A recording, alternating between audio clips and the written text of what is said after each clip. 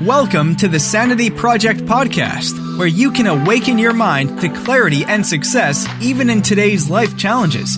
We're here to provide insights and solutions that will help you live a sane, healthy, and prosperous life. Here's your host, Joanne Victoria. Hello, everybody. This is Joanne Victoria with another amazing episode of the Sanity Project podcast. You are here to discover a life of clarity, confidence, sanity, and entrepreneurial success. Our guest today is Jonathan Rosenfeld. Jonathan is a personal injury attorney based in Chicago, Illinois. As the founder and managing attorney at Rosenfeld Injury Lawyers, Jonathan spends his day growing his business and differentiating it from other law firms in an extremely competitive area. And that's what Jonathan is going to talk about today, about you and your business. Over the past decade, the firm has managed to grow over 10% in revenue each year while recovering over $250 million for clients. Welcome to the show, Jonathan Rosenfeld. Hello. Thank you for having me. Pleasure. I appreciate you are here, and I'm sure our audience does as well. So, Jonathan, you're an attorney, RosenfeldInjuryLawyers.com, and you're here to talk about what business owners can do to differentiate themselves from competitors. Where does this come from, and why do you care? Great question. Well, the truth is that, I've always been involved in personal injury law, and personal injury law, the people who tend to be the most successful, obviously there's a lot of different metrics for success, but the people who tend to be the most successful in terms of business owners and business people are people who are able to generate business, generate leads, consistently. There's different ways of skinning the cat. Some people rely on referrals. Other people, go out to networking groups and things like that. I gravitated towards online marketing probably about 10, 12 years ago. And I originally got involved with online marketing to really focus on nursing home negligence cases. And from there, it sort of spiraled into different types of law and different case types and everything else. But at the end of the day, I've sort of learned from the school of hard knocks about what works, what doesn't work, and, how to get material on your website calibrated to bring in business, or at least give you the biggest chance of sort of getting those cases. And, unfortunately, they don't really teach this in any school that I've been to. I've hired consultants, I've hired companies. And at the end of the day, like most things, I found that unless you as the business owner are really willing to invest some time, effort on your own, there's really no, alternative. There's really no shortcut out there. So, I wish there were. I wish there was a way of sort of outsourcing this. And I think there may be, depending on your vertical. But the truth is that at the very, very least, at the most basic level, you have to have some pretty good knowledge about this stuff in order for you to grow your business. And really, even if you decide to outsource it, you can have some quality control over the people that you may hire, and you can really hold them accountable for their work. So what do you suggest? You're talking about small businesses or medium-sized businesses, but if you're also talking about nursing homes, from my experience, nursing homes, not generally, but most often come in chains. One company owns several nursing homes and so on and so forth. So I would consider that, a larger business. And what do you do? What would be the first step to take? I mean, people who are listening have their own website, think they're good at online marketing, but online marketing, it morphs itself. It changes constantly. And then all of a sudden you're trying to play catch up, which is almost impossible to do. So as as an overview, what would you suggest a business owner who's listening to this podcast do right now if they had a website and a business? Yeah, I think the first thing that you have to do is before you ever, I'm as guilty as anyone when it comes to when I get an idea, I just want to go, go, go, go.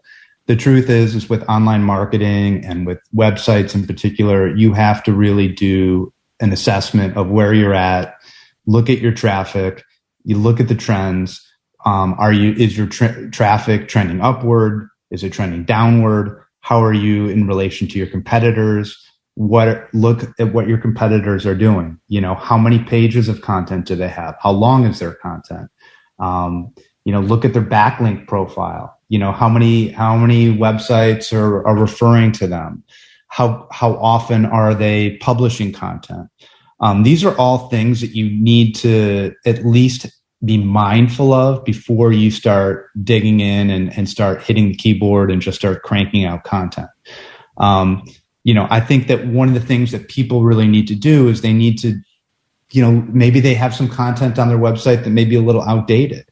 They need to really do a thorough deep dive into what they're doing, what their competitors are doing, and sort of how they're measuring up in relation to those people. There's different, obviously there's different metrics for success, and there's different ways of looking at this. But I think that's really the first step, is to do, almost a, sort of an assessment and almost like a deep dive, and really just some deep thinking about where you're going. Most people don't really do this. And I think if you're not willing to do it, or if you can't do it yourself, you need to have someone do maybe a website audit, a third party do an audit to determine really what your strengths or weaknesses are, and really help you with this.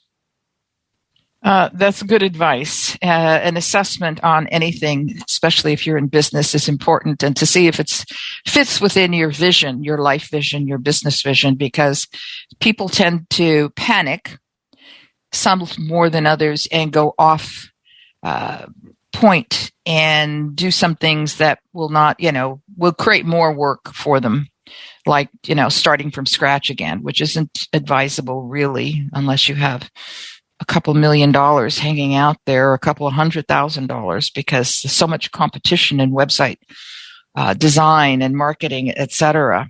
So an audit of your own, an assessment of what you have in front of you. What are your marketing strategies? What do you do now? And you did say one thing a couple of minutes ago. It was about finding out what your competitors are. No, well, not what your competitors are doing, but something about the trends and people coming to other people's websites. I don't understand that one. That's something I missed in my lack of education about online marketing.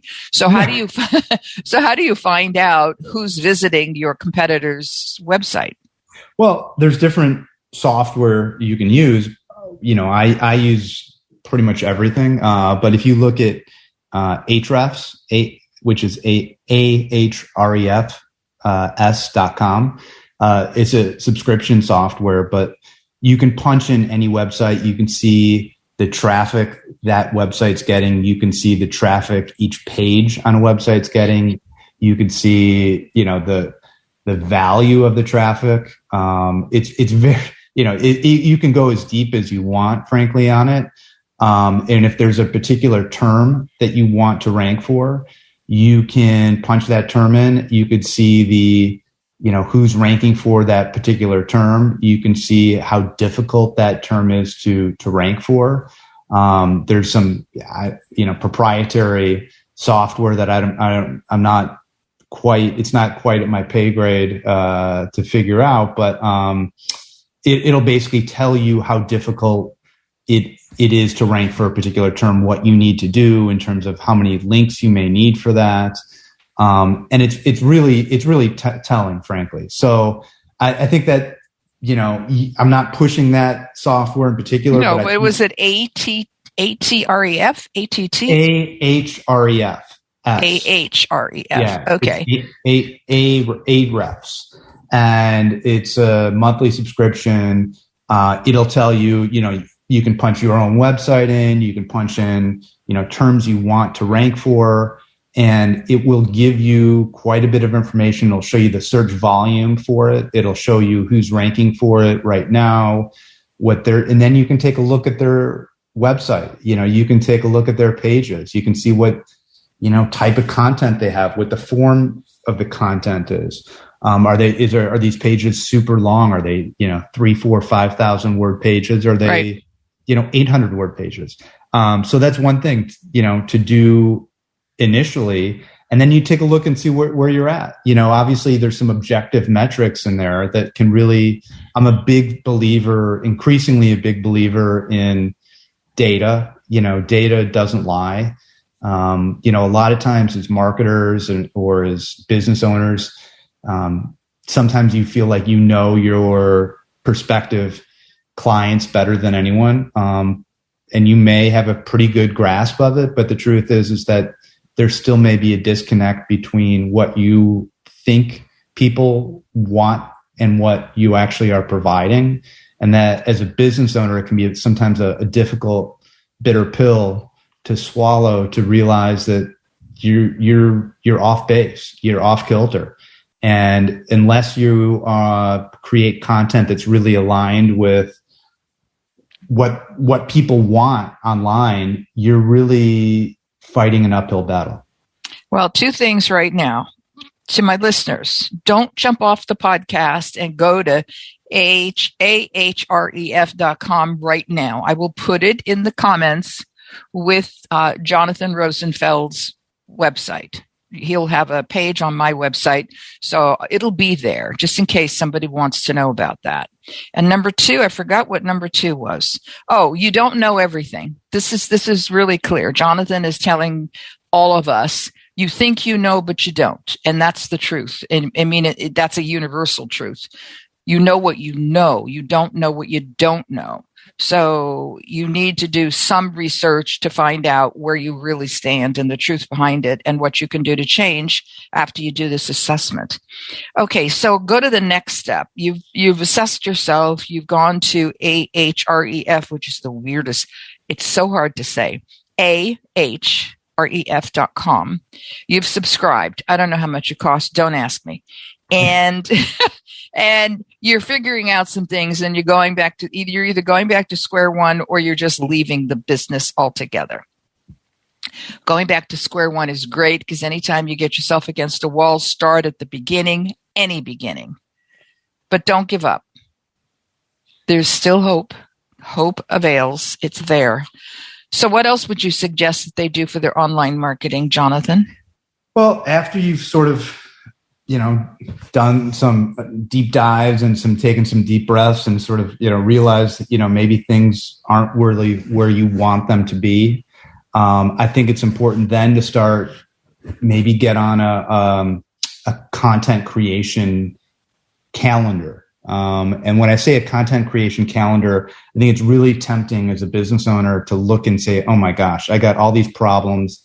I'm just going to either just sit down, behind my computer and just start cranking out content, or I'm going to hire someone to just write, a zillion pages of content. And at the end of the day, I've found that very, very few people are capable of creating mass amount of content, either in the form of fresh content or revisions, without really screwing stuff up. I think it's really important, that people sort of maybe try to segment things out a little bit. If you, for example, if you're a small business owner, if you're a dentist and you want to, if you've got a website about tooth whitening or something, that you look at that area and you start working on that area first, or whatever area it is, before you start just looking at the site holistically. If you start looking at things holistically, depending on, the vertical and depending on what you have or don't have, it can be extremely, extremely overwhelming. So I would focus on maybe a handful of pages to begin with, look and see where they're at, start writing, and then when I say start writing, there's a bunch of different ways to do that. But, look and see where your competitors are. Look and see how long their content is, how the content is structured. Do they have images? Do they have video? Do they incorporate frequently asked questions on the page? These are all things that you should do and keep in mind while you're either creating new content or refreshing existing content. I'm a huge believer in looking at, if you type in any term on Google, there's at the bottom of the page, depending on the search, there's an area that shows people also ask. And it's really telling, that's data that Google is collecting. And that's stuff that you can use and incorporate in your content right off the bat. So if you're writing a page about tooth whitening and there's some, suggestions on Google on the search results saying like, how much does tooth whitening cost? How long does it last for? How many treatments do I need to see some improvement in the stain reduction? These are all things which you may want to incorporate on your page. And that's something that, again, you just have to really take the time to do before you start writing. Yeah, leave the website alone. And when you do go to adjust whatever content you have there, choose, as Jonathan's saying, one page at a time, one section at a time, whatever it might be. Just don't do the whole thing, because then you will die. You will crawl into, you will just go to bed with a blanket over your face and just say, I'm done. You'll change careers, you'll get divorced, you'll lose your money, you'll go bankrupt. Don't do that, because it's just dangerous. So take it one digestible bite at a time. When you're looking for something, as Jonathan just said, go down to the bottom of the Google page. People also ask, or people also whatever. Yeah, people also ask. And then do research, take time, schedule this time. Don't do it every day. Don't do it all day in one day. It's 3 days a week for 45 minutes at a time. Anything over 45 minutes and our brain goes wacko. So do that. So what else would you suggest, Jonathan Rosenfeld, personal injury attorney based in Chicago? Well, I think that you have to, look at and see what's going on, in your vertical. And then, I would, I'm just a big believer in, maybe looking at pages. One of the things that I've been doing over the past year plus is after, I've been, again, I'm not saying that I'm the know-it-all on this stuff, but let's just pretend you are for the day. Sure, for the moment, yes, for the moment.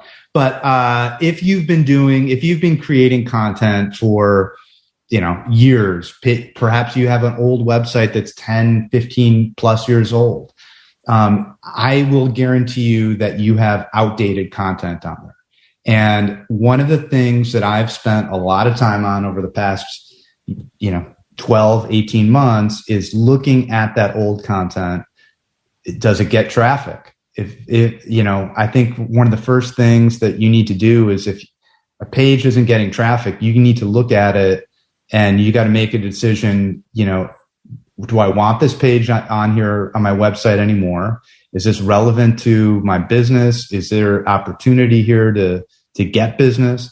If the answer is no, remove the page off from your website. I have found that removing pages, removing clutter, just like cleaning your desk, is really helpful in terms of improving your overall performance and really sort of decluttering your website. I think that Google's gotten much more sophisticated and much better at, crawling websites and everything over the past few years, certainly over the past 5 years. But when there's so much static and there's so much clutter on a website, that, you may have 5, 10, 15, 20 pages of content that's very similar in nature that you may not even realize is there.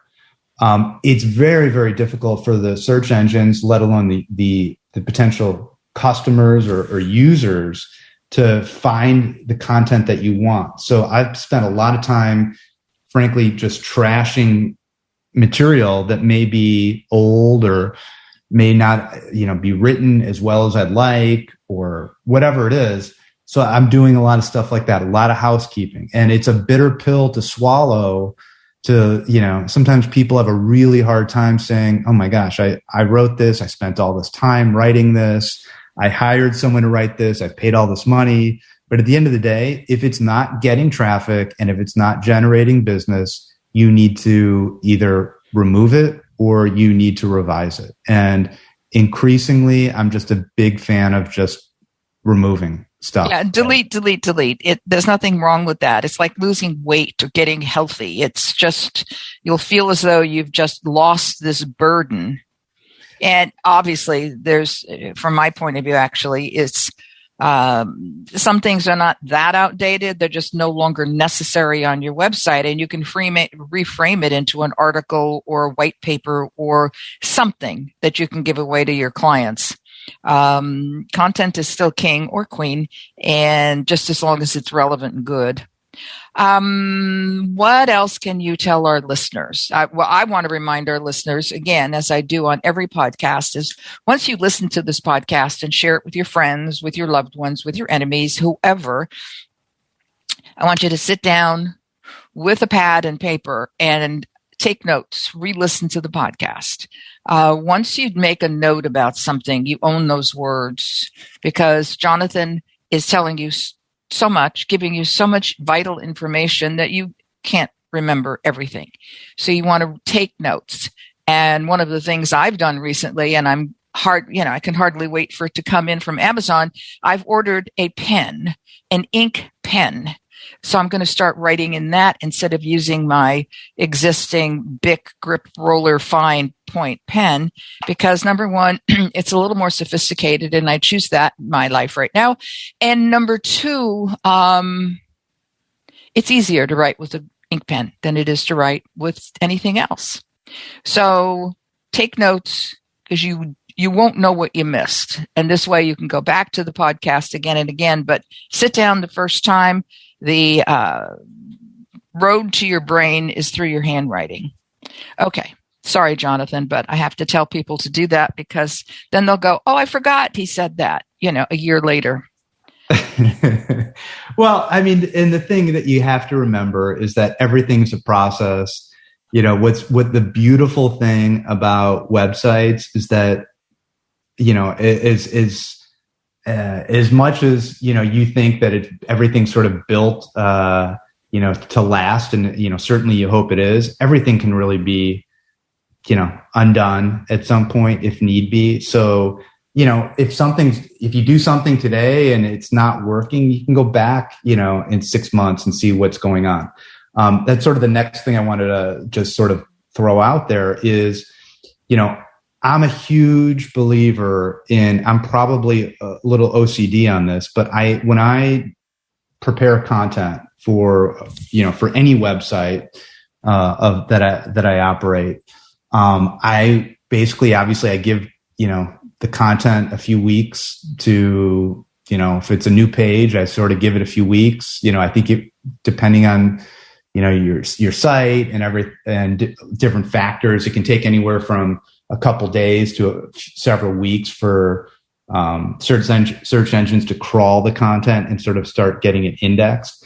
But after it's indexed, it's important to sort of monitor your content.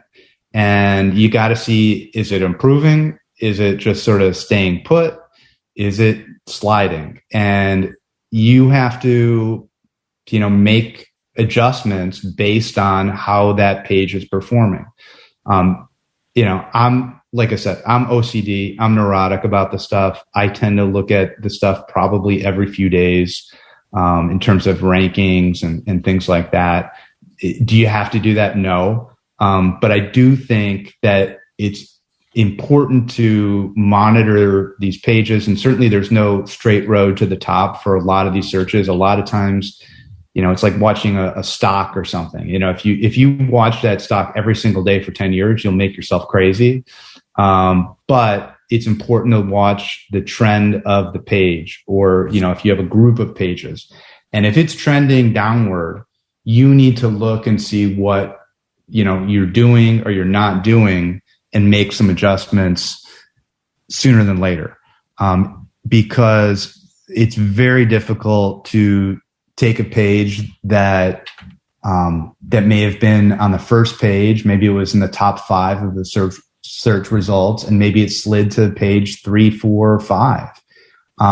If it's on page 2, there's probably some relatively minor adjustments that you could make to get that page back.